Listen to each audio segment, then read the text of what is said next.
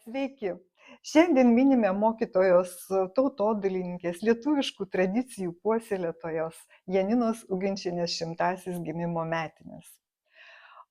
Mokytoja gimė 1925 metais Šilalės rajone. Mokėsi pedagoginiame institute ir pabaigusi dirbo Tytuvėnų mokykloje.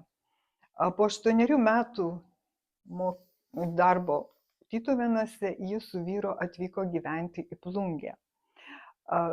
Plungėje taip pat dirbo mokytoja, darbų mokytoja ir 3-ojoje vidurinėje mokykloje ir 4-ojoje vidurinėje mokykloje. Ir iš tikrųjų tai buvo ypatingai darbšti, ypatingai siekianti išugdyti vaikus doros keliu, kad labiausiai rūpinosi jaunimo dora, moraliniu tyrumu, atsakomybę už savo poelgius. Bet aišku, pagrindinis jos darbas buvo išmokyti vaikus, mergaitės, siūti, megzti, siuvinėti, padengti stalą, dekoruoti, buities dalykų. Tai va, ir šitą mokytoją prisimena labai daug žmonių, kurie su ja buvo susitikę gyvenime. Bet pirmiausia apie ją kaip apie mokytoją. Aš į Plungės viešąją biblioteką pasikviečiau jos buvusią mokinę Zofiją Gedvilaitę ir kolegę Vandą Grigorovič. Tai dabar pirmiausia, gal mokinė tegul papasakoja. Nors mokiniai yra jau... Ką jūs išmokino? Žinot, aš, kaip pasakyti, aš esu gimusi Plungėje ir augusi ir pradėjau eiti mokyklą Žemuosiuose rūmuose 58 metais. Tai žodžiu, pirmas 4 klasės buvo mano mokytoja pirmoji Irena Bružienė, labai gerai ją prisimenu. Bet paskiau, o ten, kai pradiniai, tai viena mokytoja ir jį viską moko. O paskiau jau 66 metais jau perkėlė mūsų vadinamoji 8-metė mokykla buvo, Plungės 3-oji vidurinė mokykla, 66 buvo jau kaip ten 8-metė vadinosi, dar nebuvo vidurinis. Tai žodžiu, kaip jau prasidėjo 5 klasėje, skirtingi dalykai, skirtingos mokytojos ir kaip tik mano darbelių mokytoja buvo Uginčienė. Mes nei vardų nežinojom, tik žinojom pavardės mokytojų. Jo. Tai žodžiu, kiek aš ją prisimenu, tik tai daugiausiai iš išorės aš ją prisimenu. Tokia buvo jau nekūda. Ne mes kaip kokie. Bet labai gražiai rengdavosi. Taip. Elegantiška moteris, jo. Tai aš vienintelį, ką prisimenu per tos darbelius, aš darbelių nemėgau. Aš daugiau prie muzikos, kadangi pradėjau lankyti muzikos mokyklą, aš daugiau muziką domėjausi. Bet jeigu ir darbelių pamoka, vis vien turi eiti ir normaliai užsiimti, ką mokytojai sako. Tai sakė, dabar ten ir vašelių mokinu megzti, ir valgyti, gaminti, žodžiu, paprasčiausius patiekalus, kokius jau mes sugebėtumėm pasigaminti. Ir žodžiu, bet aš labiausiai prisimenu, nei tų patiekalų neprisimenu, nieko, bet prisimenu, kad, sako, bus siuvimo pamoka. Aš galvoju, aš siuvimo mašinos neturiu. Kaip mes pasisiūsim tą? Sako, atsineškit, siūsim naktinius marškinius. Nusipirkit, buvo parduotuvės, ne kaip dabar, kai gatavų rūbų, ten buvo daugiausia medžiagų parduotuvės. Kartūną nusipirkom po gabalą, kas planelį, kas kartūną, kas vėl kokių. Aš pigiausia, 3 vaikai mes tada buvom ir tėveliai namą dar nebuvo užbaigti statytis ir tų pinigėlių nebuvo, taip pat paprasčiausia, nusipirkom škurlelį iš kartūnų ir atsinešėm. Tai žodžiu, tą prisimenu, kiekvienas prie stalo išsitiesėm kokį jau gabalą, bet jinai buvo pasakęs, kiek metrų jau maždaug jau naktiniams. Jinai taip perėmė, kaip laikraštį perlenkė, apibrėžė pati su pieštuku, sakė, išsikirpkit, o čia, sak, šonus susiūsit ir, sak, turėsit naktinius marškinius. Aš galvoju, Jėzau, taip buvo. Paprastai. Taip paprastai. Ir žinot, ir mes siuvom namus su rankelėm. Negaliu pasakyti, kad jinai taip nepabardavo mūsų. Jei kur nesažiningiau pasiūdavom, truputį jau pabardavom. Nu, priklauso, mokytojai. Čia, jo. Ir aš prisimenu dar, kad aš tuos naktinius pasisiuvau, tai paskui mama sako, Zoselė, mane Zofija esu, Zoselė, sako, ir man pasiūk ilgus tokius, kaip gerai miegojimui. Tai žodžiu, aš ir mamai pasiuvau, bet kaip mama pati prasikirpo, nu, kad turbūt mama ir pati būtų pasisiūs, bet norėjo, kad aš užsiimim, kokį turėčiau. Tai žodžiu, ir aš siuvau mamai, atseit ir vis laik sakydavau, Zoselė pasiuvo man naktinius marškinius, lyg didžiausia siuvėja būčiau buvusi. Na va. Tai tik tiek, va, prisimenu. Ačiū labai. Dabar žodis jos kolegijai, Vandai Grigorovič, kuri kartu dirbo toje pačioje mokykloje, trečioje vidurinėje mokykloje, dabar ta mokykla vadinasi Saulės gimnazija. Tai prašom, Vanda, papasakokit apie savo kolegę. Galvoju, kada mudvi taip jau susipažinom, tikriausiai dar net ne mokykloj, o organizuojamuose parodose mieste, nes prasidėjus naujiems jau lietuviškiems laikams, kultūros namuose tų įvairių renginių tikrai labai daug buvo. Ir parodos įvairios, ragino visus dalyvauti ir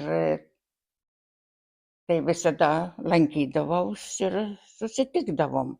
O mokykloj dirbom, jį kol pastatė 4. vidurinį. Dalis 3. vidurinės mokyklos mokytojų išėjo į 4. ir tada ir mokytoja ten. Bet tokie santykiai visą laiką ir tęsėsi. Žinau, visą laiką gyvena čia Telšių gatvėj, esu buvusi svečiuose ir esam pasikvietę į Plungės, į vakarinę mokyklą. Tais laikais reikėdavo vesti tokias politinformacijas mokytojai. Tai kad neįdomių dalykų nešnekėti, tai mes sugalvodavom ką nors įdomau. Tai mokytoja Uginčienė, sakom, kokį čia temą, kad ir pasukti, kad ir partija, ir vyriausybė. Nu tai va, tai sako, prasidėjo programos, vadovėlių nebuvo, šeimos pagrindai ir kaip jau dar tais anais sovietiniais laikais. Tai va, kaip tik tai mokytojai pasikvietėm pas save, tai mes jau patys paruošėm stalą pagal jos knygas. Ir dar kas patikdavo tų stalų ruošimuose, jį visą laiką primindavo. Nepridėkit daug, nepridėkit įvairiausių. Kažkas turi būti vienas dėmesio centre tokiam kas nors ir neprivartaukim žmonių daug valgyti ar gerti ten, va sako, nu va tai žodžiu, taip dar susitikdavom. Buvo tikrai reto tokio dvasinio gražumo žmogus. Ir vis skubėdama, vis ristute po miestą, kadangi tiek darbų visokiausių. Tiek užsiėmimų. Ir svarbiausia, kad su daug žmonių reikėjo bendrauti. Ir su mezgėjom, ir su siuvėjom, irgi taip. Gal jūs labiau papasakokit apie tai, kokia ta mokytoja buvo? Jo, kaip jūs su ja bendravot? Ar jin buvo draugiška, ar... Kaip jūs ją atsimenate, koks jos charakteris? Iš viso tai buvo mokytoja, kai dabar galvoju apie dabar mokytojus ir mano mokytojus, kadangi aš pati baigusi pirmą, tais laikais vidurinė vienintelė te buvo dar. Todėl aš įsivaizduodavau visada tokio tipo mokytojus paskui, kad neišpasakyto takto, neišpasakytai šiltai bendraudavo su visais, ir su mokiniais, ir su kolegom. Niekada nematydavai jos veide kokį nors ar atsineštų rūpesčių ar ko nors. Į visą laiką švieti kažkokiu vidiniu gėriu, grožiu. Ir tai dabar būtume galėję seniau pasakyti, kaip amerikiečiai, šypsokitės, dantis rodyti. Ne, ji dantų nerodė, bet ji spinduliavo tą vidinį gėrį. Ir jos tekstai, kuriuos ji ten spausdindavo, tokie buvo labai suprantami paprastiems žmonėms. Kokie tai tekstai, kam jai reikėjo tų tekstų? Kadangi ji rinko medžiagą ir išleisdavo tas tokias populiarias žmonėms praktinių pobūdžio knygutes apie šeimą, apie maistą, apie bendravimą. Ir todėl tie jos parašymai buvo tiek visiems. Paprasta moterėlė, fabriko darbininkė, nusipirkusi, ji idealiai viską suprasdavo. Nereikėdavo kokios nors žodynų, kad paaiškinti, koks ten žodis, kaip ten parašyti. O ką mokykloje, aš ją, kaip prisimenu, tai jinai labai skaniai valgyti taisydavo. Ar mokykloje jinai netaisydavo valgyti jums visiems? Per šventes. Taip, per šventes, jeigu kolektyvas organizuodavo tokius renginius, ir tada visada su ja tardavosi, ką, kiek, kaip ten. Ir svarbiausia, kad ji visada atrasdavo progą iš labai paprastų, pačių auginamų daržovių pagaminti. Žalioji Bočių Lietuva atgims kasdienybėje su žemaitiškais savitais valgiais. Pasirašo mokytoja Uginčienė. Jo, iš čia yra Žemaičių valgiai pirmasis leidimas 1972 metais išleistas. Ir paskui greitai pasirodė antras jos leidimas ir turbūt reta šeima nebuvo. O taip gyvenime bendrauti su ja teko kaip su mama, kadangi jo sūnų mokiau, trečioj viduriniai, kaip su gera specialiste kviesdavaus į metodinius užsiėmimus, rinkdavom mokytojus, darbų mokytojas, kada ji pravesdavo tuos užsiėmimus. Patardavo, kaip susiplanuoti, ką gauti, nes 60-ieji 90-ieji buvo sunku. Tie metai buvo irgi sunku ne gauti visur parduotuvėje kažką. galėjai gauti, nusipirkti kartūno, kad mergaitės pamokyti. Žodžiu, taip, ačiū mokytojų.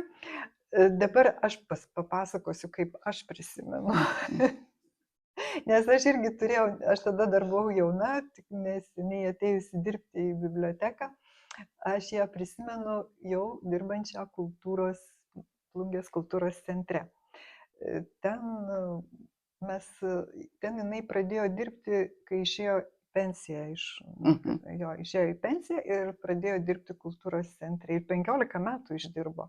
Kiek žinau, jinai dirbo su tautodailininkais, bet mes pas ją nuvesdavom kartais, jeigu atvažiuoja koks nors rašytojas žymus į Plungę ar dar kažką, tai į tą tokią seklyčią. Kultūros namuose buvo, gal ir dabar yra, tiesiog aš senokai buvau, seklyčia, labai graži, labai išpuošta kultūros centre seklyčia.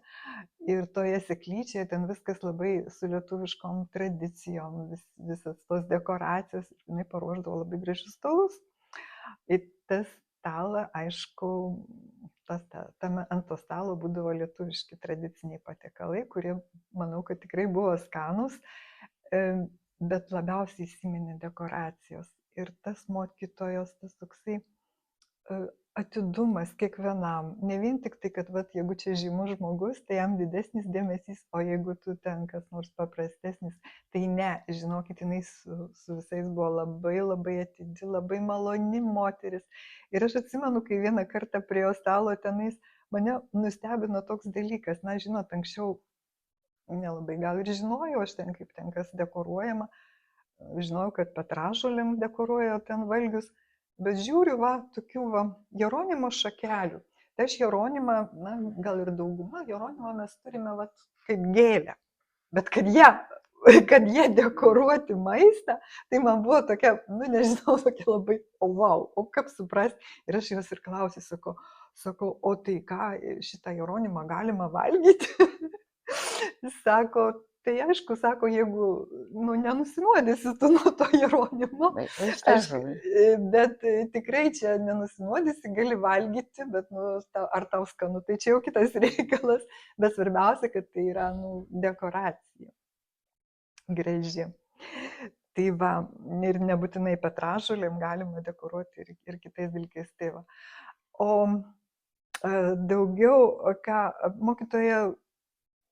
mokytojos palikimas, na ir kaip ir kiekvienos, manau, mokytojos palikimas, tai yra išmokyti vaikai, išmokyti vienokių ir kitokių dalykų, bet jos palikimas dar yra knygos.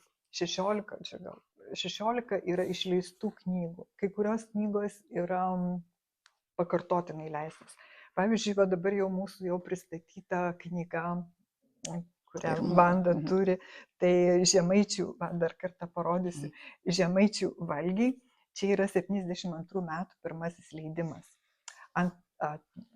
Antrasis leidimas 77 metų.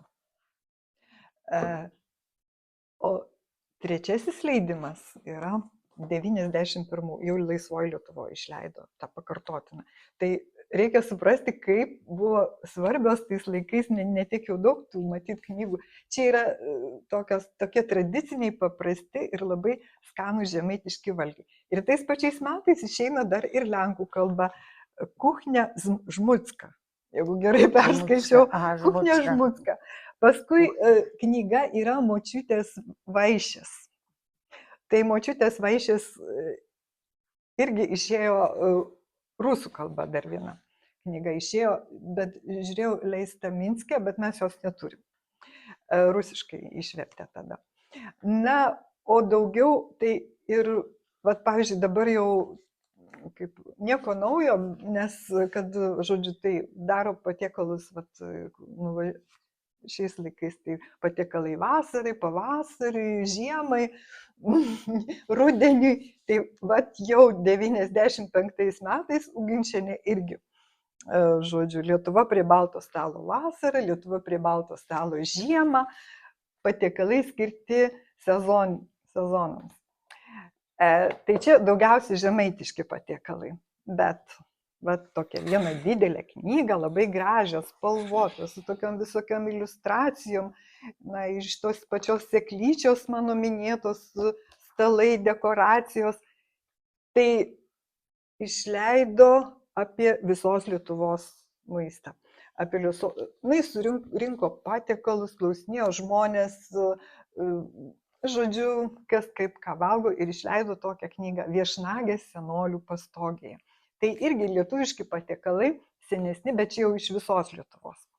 Na, aišku, neužmiršo jinai ir vaikų Smaližių svetainėse.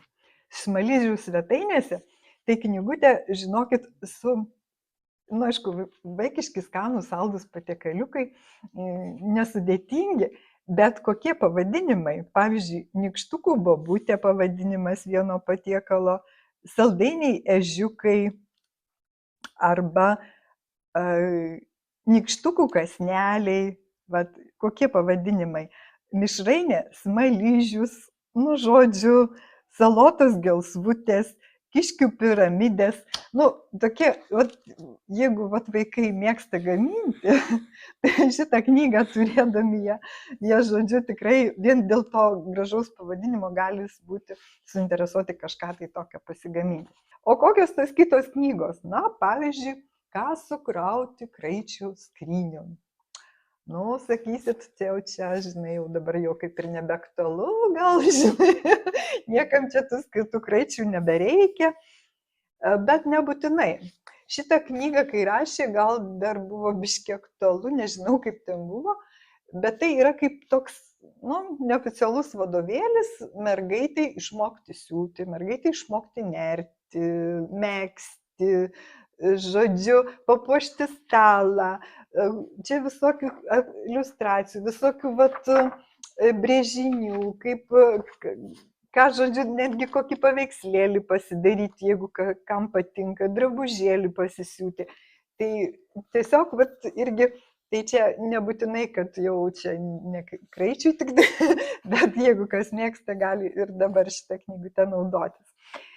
O viena knyga tai yra tokia, kuri, o pavadinimą pirmiausia pasakysiu, jau žiedeliai sumainyti. Na ir čia nuotraukoje kunigas, kuris duoda tą santuokos sakramentą. Tai šita knyga atrodytų, kad, skirta jinai jaunavedžiams ir čia ne mums, bet iš tikrųjų tai galbūt atskleidžia tą Janinos Uginčienės dvasią, kiek jinai rūpinosi jaunąją kartą, kiek jinai rūpinosi jaunom porom, nes kodėl. Tai čia ne vien tik tai patiekalai ir kažkokie tai tik tai kažkas tai, ką reikėtų žinoti jaunai porai buities reikaluose, bet ir be galo daug poezijos, labai daug visokių tokių gražių žodžių. Tos žodžius jinai nebūtinai pati sukūrė, bet kitų poetų čia yra parinko.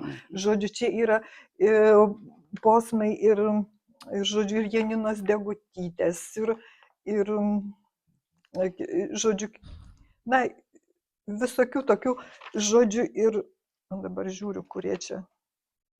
Žodžiu, labai, labai daug visokių tokių ir poetų, ir žymių žmonių, kurie kažką tokio gražaus pasakė ir kas tiktų jaunam žmogui, jo dvasiniai kultūrai.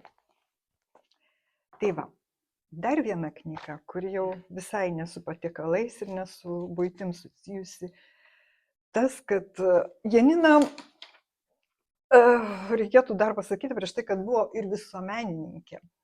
Jinai dalyvavo net keliose draugijose, Tėvynės pažinimo, Pilnaties, Plunkės moterų draugijoje, organizuodavo įvairiausius renginius ir dažniausiai ten rinkdavosi toje seklyčioje. Bet dar jinai dalyvavo ir tokioje, kaip pasakyti, ar nedalyvavo, bet rėmė Plungės vaikų invalidų globos draugija buvo tais laikais. Ir šitie vaikai buvo kaip remiami ir šeimos tų vaikų buvo, žodžiu, remiamos, stengiamasi joms padėti, kiek įmanoma.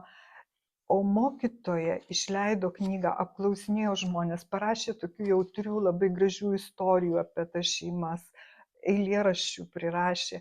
Žodžiu, ir ta knyga buvo skirta būtent, na ir aišku, įdėjo kažkiek tai tų darbelių, tų pačių invalidų vaikų, kurie, kažką tai darė, nors ir buvo, na kaip pasakyti, sergantis. Tai va. Ir tiesiog, aš manau, kad, na, mes turėtumėme atsigręžti į tą žmogų, kuris dar tebėra mūsų atmintyje, ir į tas knygas dar kartą, jeigu jau, tiesiog pasižiūrėti tas knygas, pasklaidyti, ir tikrai rasite, aš manau, kiekvienas kažką tokio pasigaminti žemaitiško. Jo labiau, kad čia tie patiekalai nesudėtingi. Gal vienas kitas ir kažkiek reikalauja daugiau to laiko pasidaryti jį. Bet aš siūlau ateiti į biblioteką ir pasižiūrėti tas knygas, pasiimti į namus, paskaityti ir gal tikrai kažką pasidaryti. O mokytojai Vandai Grigorovič labai dėkoju Zofijai Gedvilaitai už pasakojimą, už prisiminimą. Na ir gaminkime.